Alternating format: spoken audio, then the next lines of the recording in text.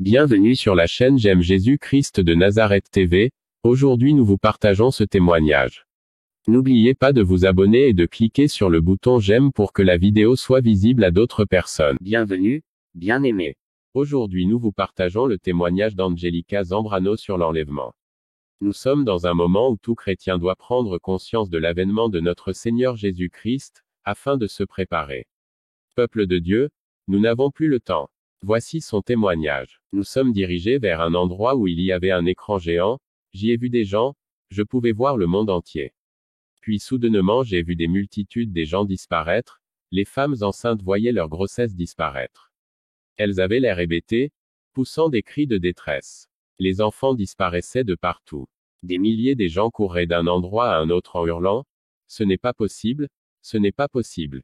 Qu'est-ce qui se passe? J'ai vu ceux qui connaissaient le Seigneur mais qui ont raté l'enlèvement, ils disaient.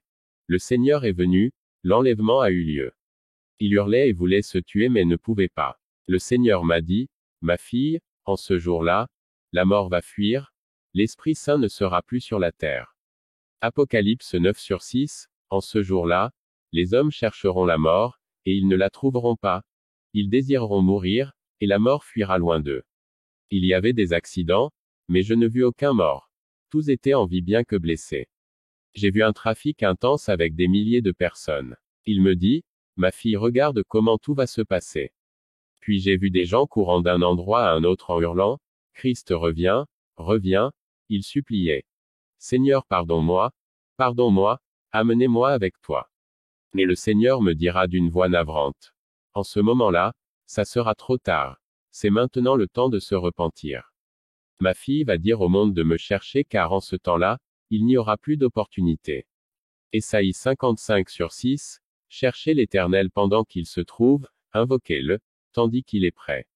Ma fille, ça sera trop tard pour tous ceux qui ont raté l'enlèvement.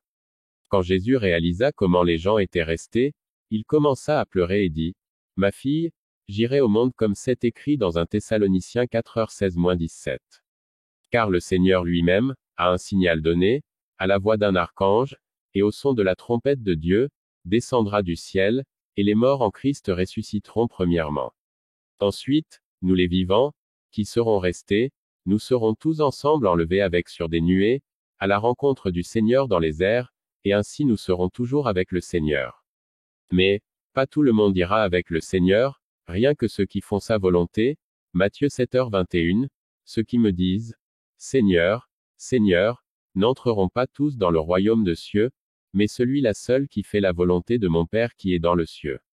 Et qui vivent dans la sanctification. Car le Seigneur me dit, rien que ceux qui sont purs, entreront dans le royaume de cieux. Hébreux 12:14, recherchez la paix avec tout, et la sanctification, sans laquelle personne ne verra le Seigneur. Personne ne connaît, ni le jour, ni l'heure à laquelle j'irai pour mes saints, même les anges ne sont pas au courant. Matthieu 24h36, pour ce qui est du jour et de l'heure, personne ne le sait, ni les anges de cieux, ni le Fils, mais le Père seul. Sur l'écran, je voyais les gens tourner en rond. Le magazine et les infos télévisées annonçaient que Jésus était arrivé. L'écran s'effaça et Jésus conclut en disant, j'irai pour un peuple saint. Le Seigneur m'a dit, ma fille, en ce jour, l'Esprit Saint ne sera plus sur la terre. 2 Thessaloniciens 2/7, car le mystère de l'iniquité agit déjà, il faut seulement que celui qui le retient encore ait disparu. Et j'ai vu un trafic encombrant avec beaucoup d'accidents.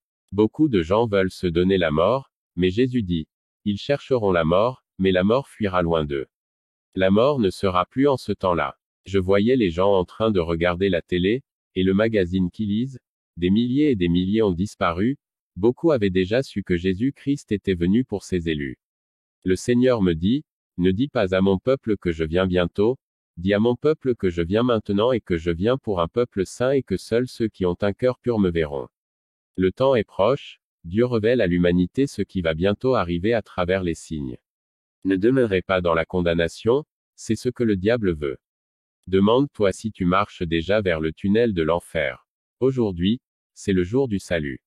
Aujourd'hui c'est le jour d'inviter Jésus, ton Sauveur dans ta vie.